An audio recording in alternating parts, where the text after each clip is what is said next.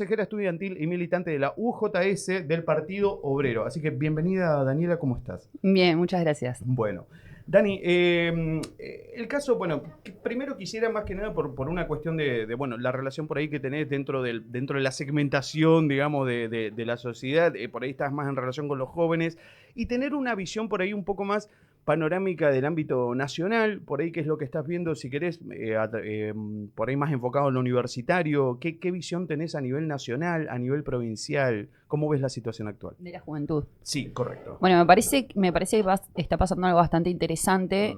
Creo que hay un revés quizás político con respecto, bueno, a qué rol cumplimos la juventud, los estudiantes, pero hablo de la juventud también como esa masa que no solamente va a la universidad, sino que también engrosa el número de desocupados en el país y de precarizados.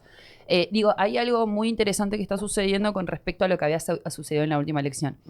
Este clima de hartazgo, de bronca, de cansancio, etcétera, que se había replicado y también de despolitización, nos lleva, digamos, a tener el gobierno nacional que tenemos y también representantes en Cámara, diputados, senadores, hasta gobernadores, ¿no?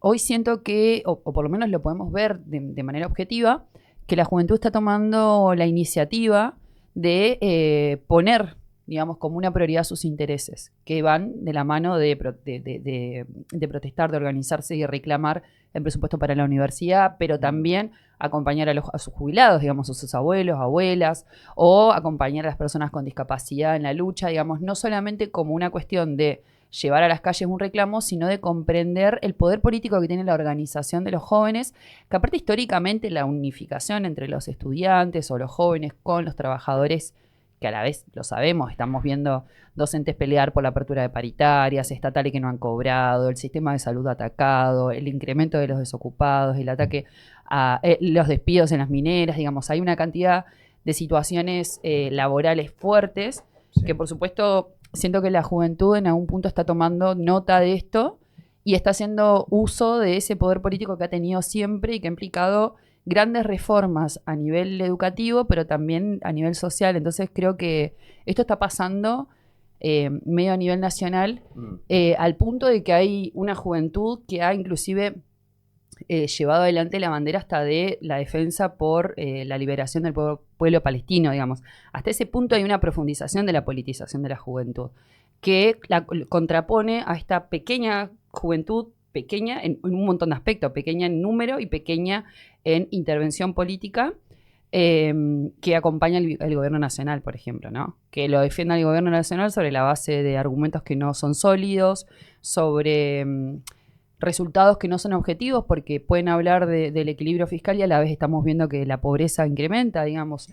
Antes quienes tenían un mejor estado económico, como lo eran los docentes en la provincia o como lo eran los docentes universitarios, hoy forman parte de esa masa de pobres a los que el gobierno nacional, el gobierno provincial, por ejemplo, los manda a pedir un bolsón de comida de desarrollo.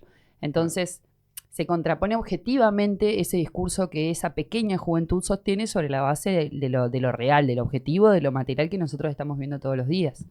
Esto, a ver, entendemos de que hoy en día el tema de los medios, que por ahí antes lo veíamos mucho más, ¿cómo se dice? Mucho más fuerte, por ahí la presencia de medios como lo son, no sé, te nombro América 24, te nombro medios grandes, ¿me entendés? Que ya están hace muchísimo tiempo, de todos lados, no lo hablo de una bandera política en particular, pero sí de que uno recibía la información a través de eso. Hoy en día, por ahí, los archivos corren mucho más rápido, son cosas que a través de las redes sociales los chicos lo tienen mucho más al alcance de sus manos.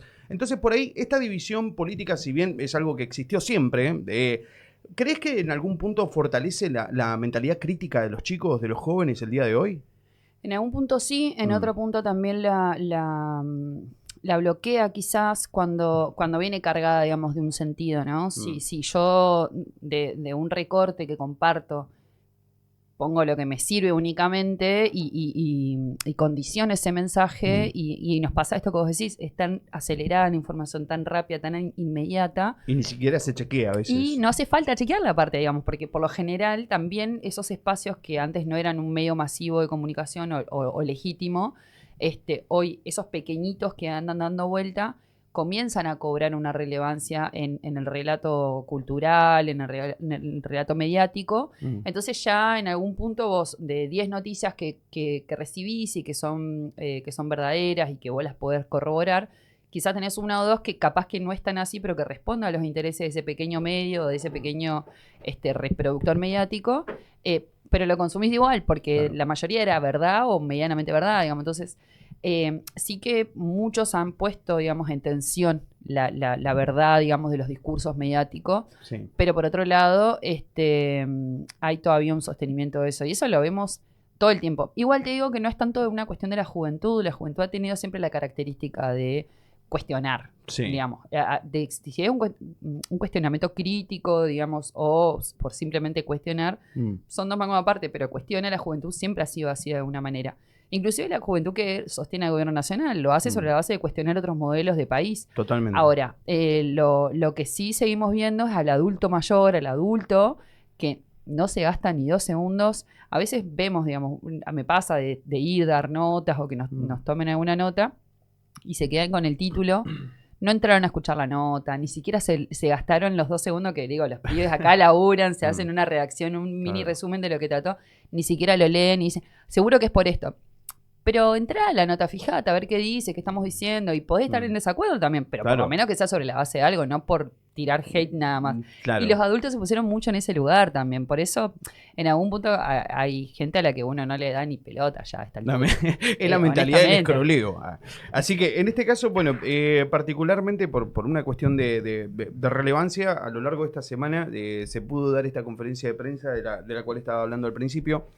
Con respecto a un caso que ya viene hace mucho tiempo aquí en Caleta Olivia y por ahí no tenemos por ahí mucho alcance a la data, quizás por una cuestión de, no sé, de motores de búsqueda, vaya a saber qué será, pero por ahí no llegamos a tener la data certera con respecto a este caso, que es el caso Palma Godoy, que es un caso que se escuchó hace mucho tiempo, hay muy pocas notas en internet, se encuentra muy poca información con respecto a esto, y bueno, y quisiéramos por ahí conocer y aprovechar el medio también y aprovechar el lugar para conocer cómo es el desarrollo del caso, esto de dónde viene, desde qué año, más o menos, como para conocer la historia y ver en qué situación nos encontramos en estos momentos. Esto, al menos mi caso, arranca en 2022. Sí.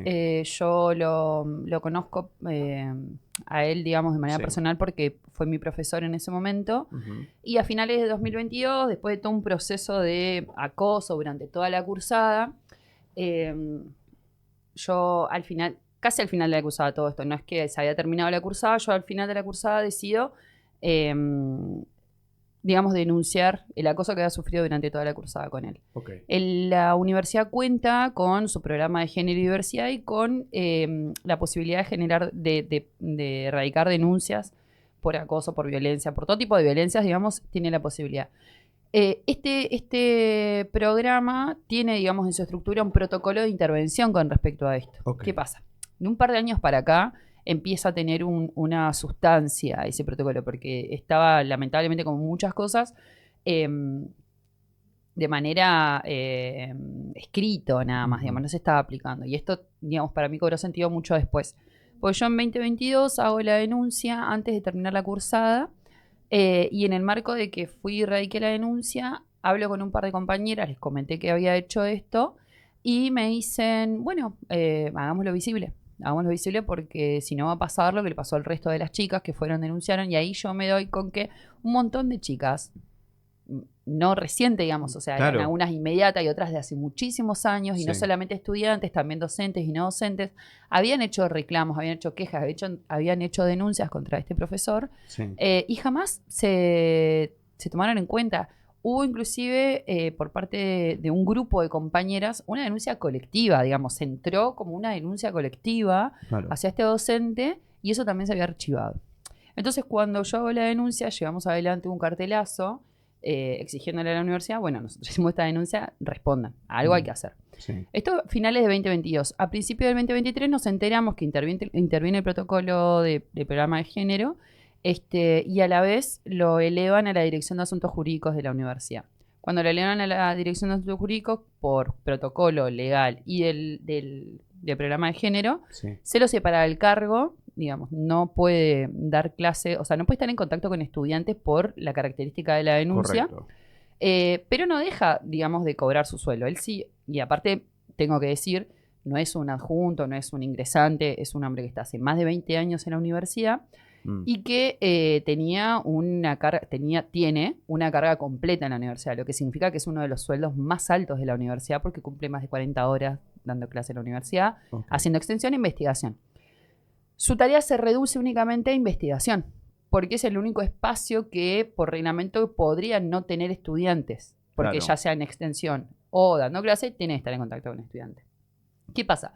Durante 2023 no va a la universidad, 2024 tampoco. En 2024 nos encontramos en el Consejo de Unidad con que él ingresa un proyecto de investigación. Él lo ingresa porque, como te digo, es la única tarea que puede cumplir, pero por otro lado porque tiene que justificar ese sueldo, digamos. Estamos hablando de mucha guita en el marco en donde la universidad tiene un congelamiento de presupuesto, donde no tenemos cátedras cubiertas, y donde hay una persona con un proceso de investigación sumarial que no está dando clase, pero que sigue cobrando la más alta de los ingresos. Entonces él ingresa a este proyecto de investigación. Como vos bien mencionabas al principio, yo soy consejera estudiantil y estando en el marco del Consejo de Unidad, personalmente me opongo a aprobarle el proyecto. Que dicho sea de paso, tengo el derecho a hacerlo, porque nadie de los que estamos en los consejos tenemos la obligación de aprobar todos los proyectos, porque sí, tenemos una cantidad de razones por las cuales no aprobarlo. Para mí una de las razones era, ¿por qué tenemos que estar aprobando un proyecto cuando ya tendremos que tener una resolución de este proceso? Claro. Para mí es violentísimo, estando en la comisión en la que estoy, que es la de investigación y extensión, encontrarme entre los documentos el nombre de esta persona, con absoluta impunidad, porque esto todavía no se resuelve. ¿Qué pasa? Debatiendo con el resto de los consejeros y consejeras, ese proyecto no se aprueba en ese momento. Por estas razones, la Dirección de Asuntos Jurídicos actúa rápidamente y obliga al Consejo a retrotraer ese proceso y a que él pueda volver a ingresar de cero el proyecto y que se lo apruebe. Finalmente se lo aprobaron. Por supuesto, nosotros no se lo aprobó ese proyecto por unanimidad, eso sí. Pero por una cuestión de que se lo ha obligado al Consejo a aprobarlo, él lo tiene aprobado y tiene ahí otro argumento para seguir cobrando su sueldo. ¿Qué pasa? Cuando yo planteo de que no había que aprobárselo, planteo de que en realidad lo que estaba pasando era que la universidad le seguía garantizando impunidad económica, porque él sigue cobrando sueldo, para que si él en algún momento quiere hacer alguna acción legal contra cualquiera de nosotras que lo denunciamos, lo puede hacer. Y eventualmente esto sucedió. Yo a principios de este año, en abril de este año, recibo en mi casa una notificación de juzgado de que él en la justicia me hace una denuncia a mí por daños y perjuicio por haberlo denunciado. Que esto se encolumna ni más ni menos que en esta cruzada que están llevando los antiderechos del gobierno nacional en conjunto con el gobierno provincial, en esta campaña de las falsas denuncias, digamos, no es ni más ni menos que eso. Este tipo constantemente se ha pronunciado en contra del feminismo, de las mujeres que luchan, del aborto, etcétera. Digamos, tiene características específicas, digamos, y de todas las pibas que lo han denunciado, no es casual que haya decidido iniciarme este proceso legal a mí. En este sentido, para mí es muy importante mencionar de que yo esto, independientemente de que tengo que atravesarlo de manera personal, no lo tomo como un ataque personal. Para mí es sumamente claro y lo fue claro desde un principio. Este es un ataque a todas las mujeres que deciden hacer una denuncia, mandar un mensaje, porque digamos, de todas las que hemos denunciado, la cara visible de esa denuncia fui yo, pero la realidad es que está atacando una lucha que es política y que a nosotras nos ha costado décadas poder conquistar, digamos, decir, bueno, tomar la decisión de denunciar cuando somos violentadas, pero a la vez apelar a la justicia o apelar a los espacios en donde tengamos algún tipo de contención para preservarnos y para ponerle un freno también a la violencia, porque esa también es otra cosa.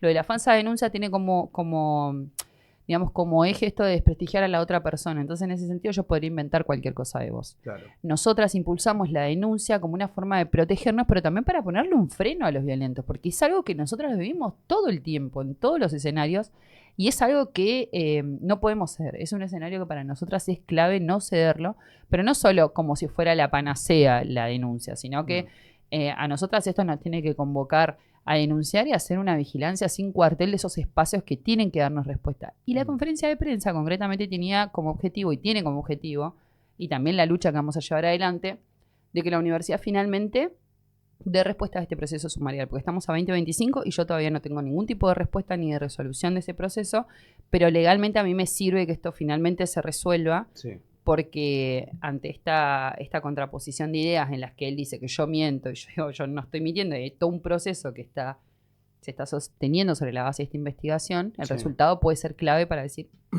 no fue así. Entonces es muy importante, por un lado, seguir peleando por esto para que la universidad se expida, digamos, que responda también a uno de los ejes más importantes que tiene la universidad, que tiene que ver con el reconocimiento de la violencia de género, por eso tiene un programa. Mira, esto como para mencionar, la universidad tiene 3 ejes centrales que tienen que ver con ambiente, con accesibilidad y con género. Entonces, para nosotros es clave que se responda, que dejemos de quedar en lo discursivo, que dejemos de armar comunicados únicamente y que efectivamente responda y que no se adapte a este modelo de reproducción de la violencia y de revictimización que tiene el sistema judicial al que estamos sometidas nosotras y que responda de manera clara, contundente y que la verdad que no solamente es necesario que se expida, sino que la resolución sea que este tipo no esté más cerca de nadie y que no pueda dar más clases en la universidad. Esta declaración concretamente es uno de los argumentos que lo utiliza en mi contra por haber hablado él. Y yo lo sostengo yo, lo sostiene un montón de compañeras.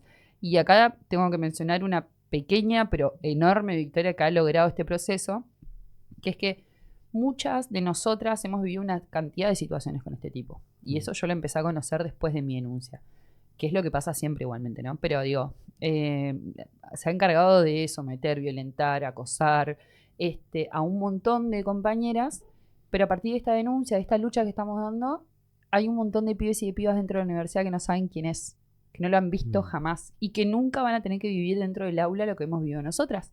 Entonces, eso es una victoria. Y eso demuestra de que esta lucha que se está dando no tiene que ver con ningún otro objetivo que no sea ponerle un freno y que estas situaciones ya no sigan pasando. Ahora la lucha que tenemos es institucional y judicial.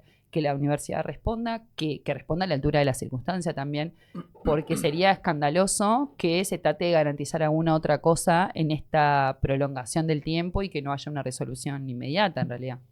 Esto con respecto, bueno, y desde ya agradeciéndote por haber venido, por comentarnos la situación, ¿han recibido por ahí, por una cuestión por ahí extraoficial, algo de que esto está en proceso, o han recibido respuestas por parte de la universidad, si esto está puesto encima de la mesa para tomar cartas en el asunto hasta aquí? Sí. Okay. Pero nada concreto. Perfecto. O sea, yo me he encargado durante estos años, inclusive a través del Consejo de Unidad, de enviarle notas, de enviarle solicitudes a la Dirección de Asuntos Jurídicos y no fueron capaces de responder los mails ni siquiera para decir no te puedo contar. Claro. O en realidad tendrías que pedirlo de esta forma, digamos. Para mí fue una tomada de pelo absoluta. Por eso en el último consejo superior, que también es el último que vamos a tener los consejeros superiores de esta gestión, o de este último proceso, lo planteamos claramente. Nosotros ya no pedimos informe a la universidad, ya no nos interesa saber en qué estado está. Nosotros exigimos que esto se resuelva ya. Y en este punto no quiero dejar de mencionar y de poner en relevancia la importancia que le ha puesto en principio el centro de estudiante, que ha acompañado desde el minuto 1 con el reclamo, con los cartelazos, con el apoyo, con visualizar la situación, sino también a las organizaciones sociales y políticas que se han solidarizado, que han acudido al llamado, pero particularmente al gremio de ADOSAC, que en su último congreso, primero previo a esto en la Asamblea de Caleta Olivia y luego en el Congreso, se ha llevado como mandato exigirle a la universidad que se expida respecto a esta situación y solidarizarse con la lucha que estamos llevando adelante. Y esto me parece que es clave porque demuestra que en el marco de una lucha tan fuerte que están llevando los docentes y las docentes como el mayor número, digamos, dentro del gremio, han comprendido la importancia de la solidaridad y de la lucha con estas situaciones y sin dejar de lado seguir peleando por la reapertura de paritarias, por las condiciones edilicias, por la obra social, etcétera, han dicho también tenemos que hacer este reclamo, porque no es menor, porque ellas lo viven también dentro de sus instituciones, dentro de los ámbitos de trabajo, y problematizar esto y rechazarlo rotundamente es clave y por eso es muy importante que se hayan mencionado y que estén luchando a la par con nosotros. Esperemos que haya una pronta respuesta por parte de la universidad, así que Daniela, desde ya muchísimas gracias por haber venido. No, por favor, a ustedes por el espacio. Un gusto. Bueno, damas y caballeros, escúchenme lo siguiente, 7 minutos pasaron de las 11 de la mañana, así que nos vamos a ir a un pequeño corte y enseguida volvemos con más Vanguardia Stream para todo el mundo. Es hora de cambiar la yerba y comerse un bizcochito más.